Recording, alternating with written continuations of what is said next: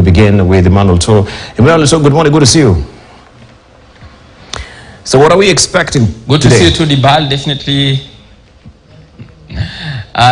a very packed day, Dibal, and of course to our viewers. We expect that we'll be having the Azimio la Umoja presidential candidate Raila Odinga in the city back to rally the 2.5 million voters here in the capital behind the Azimio la Umoja caravan. And we've seen that yesterday with Martha Karua, the running mate for ODM or the Azimio la Umoja presidential candidate Raila Odinga, also being part of that process. Yesterday, she toured different parts of the city from the west side to the east side, and of course trying to, of course, galvanize the support that has traditionally been behind Raila Odinga. And of course, this is coming with 35 days left before the August 9 polls. And of course, the momentum is going up by every second. And of course, we also expect that talks about what transpired over the weekend, the revelations, the reports that we received that at some point in 2017, that is the Deputy President William Ruto almost slapped President Uhuru Kenyatta.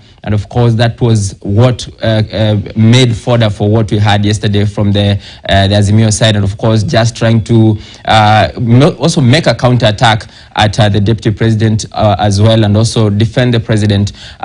Besides that, we also be expecting that the Kenya Kwanza team will be wrapping up its activities in Meru County. Yesterday, they were in Tharaka Nithi and some parts of that region, of course, trying to look for support because the votes that come from that region count in the August 9 polls. At the same point, we also expect that the case against or for Sakaja Johnson, who is the senator for Nairobi, who is also gunning for the top seat of the county of Nairobi, that is the governor's seat, will be continuing today. Currently, our camera is already trained there, and we're waiting to hear from both sides of the prosecution and, of course, the defense coming towards trying to solve this issue about the degree saga that has surrounded the senator for quite some time now.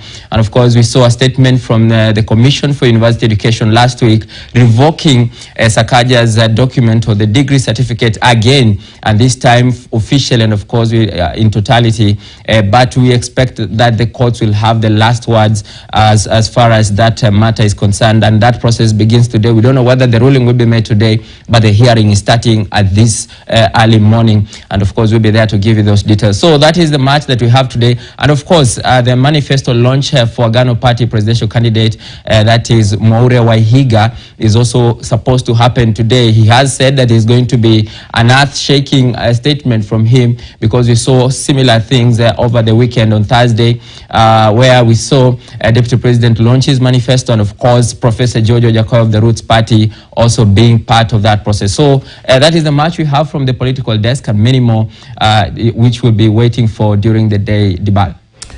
Emmanuel, too, maybe just as a follow-up, because last week we were given to understand that Azimio Council was meant to meet so that we may know the fate of some of the aspirants who are being sought to actually forfeit some of the elective seats in favor of stronger candidates. Did that really happen? Definitely, that is also something that is expected to take center stage in this week, because the IBC is supposed to print ballot papers beginning this month. Actually, this week we expect that some of the activities will be taking place from the printing place. But the Azimio team, or of course the Azimio presidential candidate, has taken a U-turn in terms of that zoning process, and he has said that nobody will be forced to step down or step aside for some stronger candidate who has been perceived as so. And he said that where there are no agreements to step aside, and of course those candidates will be allowed to campaign and of course go to the full hall and of course campaign before the August 9 polls. And remember, they're also running a risk, because if you allow, for instance, 4 candidates from the Azimio la Umoja coalition, in, for instance, in Mathare constituency, to run against one candidate from the UDA side, then that poses a great risk of splitting votes from the Azimio side. And of course, that is the risk that the Azimio team is ready to take. And of course, they might be sure about their steps. And we've seen this thing happening as well in Kajiado County, where there are 2 strong contenders in the governor's seat. That is Joseph Joseph Olelenku, who is the governor for Kajiado, and of course, David Kedenyo, who is the former governor of that county. But as it seems right now, all of them have been cleared to run for that office, Dibal.